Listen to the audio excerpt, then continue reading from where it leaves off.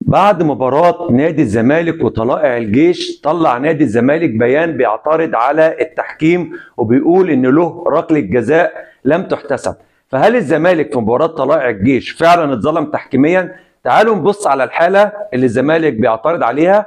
هنبص هنلاقي ان حارس المرمى طالع عشان يلعب الكورة بايديه، وهو طالع طبيعي اي لاعب بيعمل جامب او بيحاول ينط لفوق لازم طبيعي ان هو بيرفع ركبته عشان ياخد اعلى ارتقاء ممكن، وبالتالي الوضع التشريحي لحارس المرمى بتاع طلائع الجيش طبيعي جدا.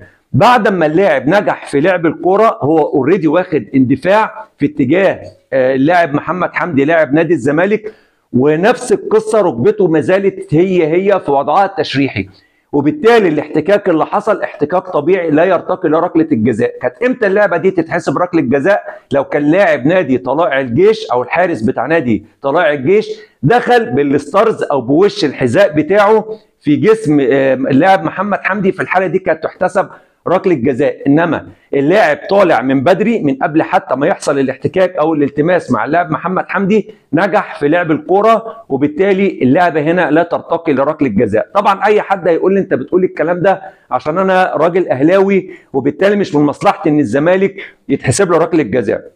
هقول لك فعلا ان الزمالك في المباراه دي اتظلم، ولكن ما اتظلمش في اللعبه دي. الزمالك لو اتظلم في الهدف الثاني لنادي طلائع الجيش، لان الهدف كان من البدايه كان لمسه يد على لاعب نادي طلائع الجيش، اللعبه اللي جت في ايده وبعدين ارتطمت بالعارضه واتهيأت لجودوين شيكا حطها في الجون. وبالتالي لو الزمالك اتظلم في المباراه دي فهو اتظلم في الهدف الثاني، وكنت اتفهم ان نادي الزمالك يعترض او يطلع يقول ان هو اتظلم لو كان اتكلم على اللعبه دي، لكن كون ان هو اتكلم على لعبه لا ترتقي لركله جزاء فالموضوع هنا من وجهه نظري شايفه امر مبالغ فيه، والهدف منه ان هو يغطي على التعادل او يعمل شوشره وخلاص.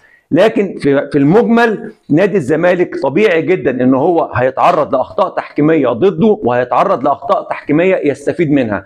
ويبقى دائما اي فرقه عايزه تكسب بتبقى عندها القدره انها تكسب حتى لو اتظلمت تحكيميا. انتظروا فيديو تاني بعد الفيديو ده هتكلم فيه عن الجدل التحكيمي اللي كان في مباراه النادي الاهلي والنادي المصري. يا رب دايما اشوفكم على خير، والسلام عليكم ورحمه الله وبركاته.